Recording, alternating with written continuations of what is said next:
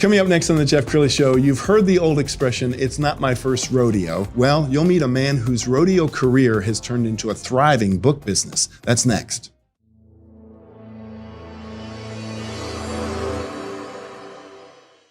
Many are predicting that the worst is yet to come, which is unfortunate, said one person here. Until now, they've enjoyed the reputation of being the nation's icebox. Watched a burglar in his home this morning by webcam. As a journalist of over 25 years, stories are what make my world turn. Reporting live from the Dallas newsroom tonight, Jeff Crilley, Fox 4 News. But in 2008, I took the jump from my familiar life and started a PR firm from my home. We're talking about anyone with a camcorder like the one I'm using becomes a television network. We started slowly growing the company, and we now have over 100 clients, and we've branched into the world of live digital broadcasting. I now own 8 different TV studios and have a huge team, and the stories that I now get to share are sometimes the most important of my life. Life has a funny way of coming around full circle. This is the Jeff Crilley Show. Well, as many of you know, I wrote a book 20 years ago. Very proud of it. It almost killed me. People say, when's book 2 coming out? And I was like, the first one almost killed me. But to talk about the book business, a man whose business is absolutely thriving. He is based here in Fort Worth. Billy Huckaby. He is the CEO and founder of Wild Horse Media Group. Welcome to the show. Glad to be here, and thank you for having me. Well, I find your journey fascinating because you didn't, wake up when you're 20 years old and saying, I'm going to become a publisher. Your career actually took a right turn, and part of your career includes being a rodeo announcer. It does. I've pretty much stumbled and fumbled all through my life and from one career to another, but it's always kind of been based off of the sport of rodeo. But I got involved in rodeo when I was 15 years old and still involved today. And you started out competing. Yeah, I rode bareback horses and bulls for 15 years and was on the rodeo team at Texas Tech and did it as long as my body would let me do it. And then finally one day had to call it quits. Are there more bumps and bruises in rodeo or the book business? Well, physically, it's in rodeo. Financially, it might be in the book business, although, rodeo can be pretty expensive as well. We've got a clip of you announcing at the Fort Worth Stockyards. Let's go ahead and roll that now.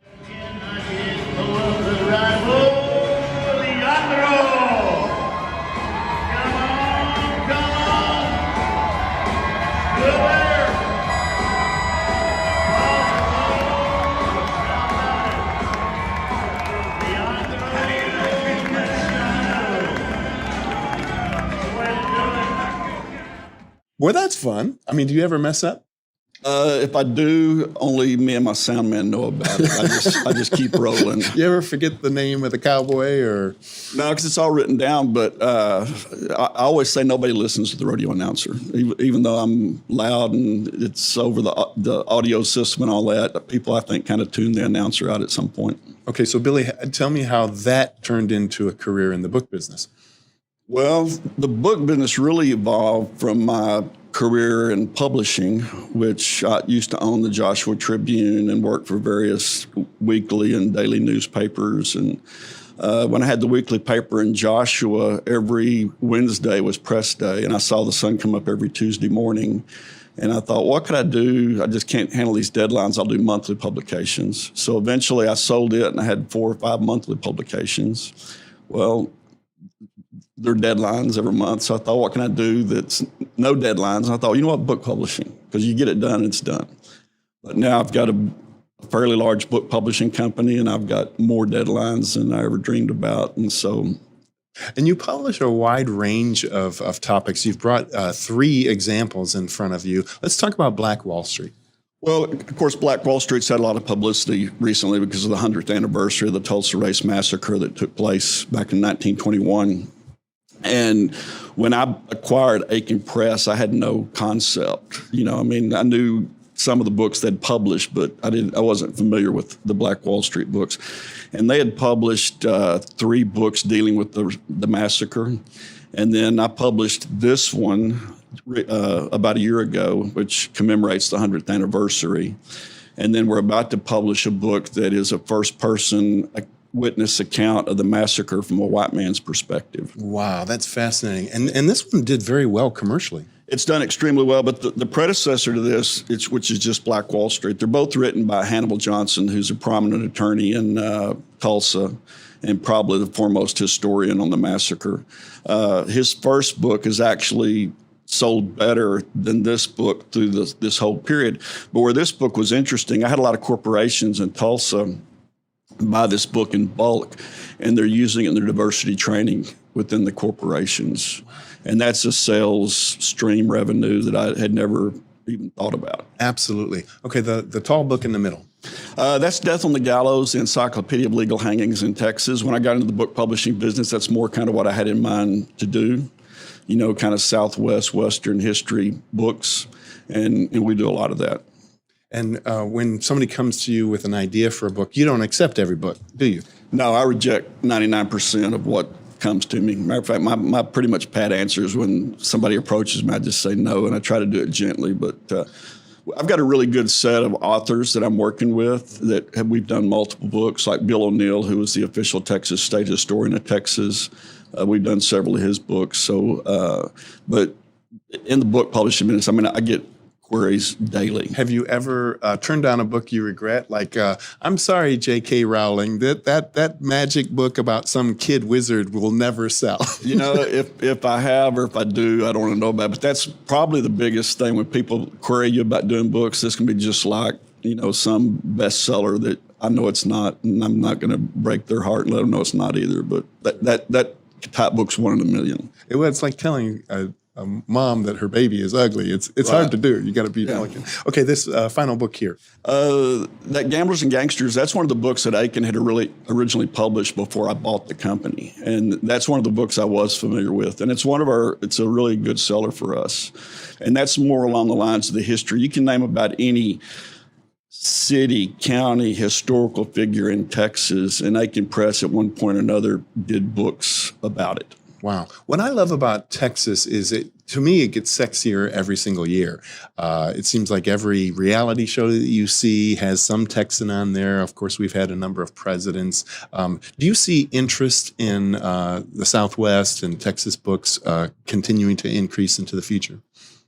Well, I think it will because, and it goes kind of back to my rodeo days. Probably the number one cultural icon in the world is the American cowboy. And Texas is fortunate when you think cowboy, we've got to be the number one state that comes to mind. And so I think they just go hand in hand with each other. Yeah. Now, I know you're not currently accepting books, but if somebody came up with, just a jaw-dropping title. Well, of course, I'm a businessman. The number one thing I look at is the marketing aspect of it. Can I sell this book? And I'm not rejecting all books. I've got a book that I've just accepted. We haven't signed a contract and all that yet, but he sent me the manuscript. It's a history of all the military air bases along the Red River during World War I and World War II. What is it about a book that will attract you? You mentioned, how well will it do commercially, but beyond that? Well, it's got to be a book I want to read, and I don't read fiction. And I don't publish fiction, so, and I tell everybody that I've got to want to read it, and so that's kind of the number one. And then the second aspect of it is, can I sell it? Can we make money with it? Okay, so what's next for you? I know you're an empire builder. Would you like to get this thing nationwide, or yes, it is kind of nationwide. Well, it's actually worldwide because our book distributor distributes books all over the world. So any of these books you see here, if you live in Australia and want to buy the book, it's actually downloaded and printed in Australia. Wow. And it's about 30 countries around the world. And in India, as an example, I was told last year that the company they're working with, somebody buys one of these books in India, it's printed and shipped within 24 hours. That's amazing. Have you ever had a conversation with somebody and you're talking about something and they said, I read a good book on that, and you're like, I published that book.